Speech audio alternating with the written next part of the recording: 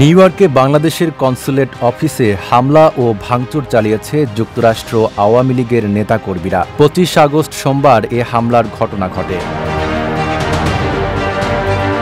জানা যায়, অন্তর্বর্তী সরকারের তথ্য ও সম্প্রচার উপদেষ্টা মাহফুজ আলম কনস্যুলেটের ভেতরে আছেন। এমন গুজবে আওয়ামী লীগের নেতাকর্মীরা সেখানে বিক্ষোভ শুরু করেন। এ সময় তারা স্লোগান দেন ও কনস্যুলেটের দরজায় ধাক্কাধাক্কি করেন। পরে পুলিশ গিয়ে পরিস্থিতি নিয়ন্ত্রণে আনে। তবে কনস্যুলেটের ভেতরে মাহফুজ আলমকে পাওয়া যায়নি।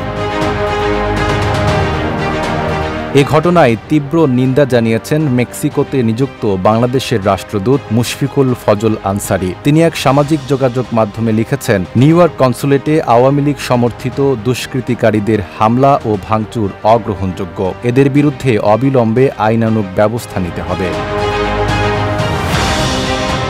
রাষ্ট্রদূত আরও বলেন, বিদেশে অবস্থিত সব বাংলাদেশি মিশনের নিরাপত্তা নিশ্চিত করা স্বাগতিক দেশের দায়িত্ব। তিনি যুক্তরাষ্ট্র প্রশাসনের প্রতি আহ্বান জানান যেন কূটনৈতিক স্থাপনার নিরাপত্তা নিশ্চিতে প্রয়োজনীয় ব্যবস্থা গ্রহণ করা হয়। নাঈম আরাবী, ঢাকা পোস্ট।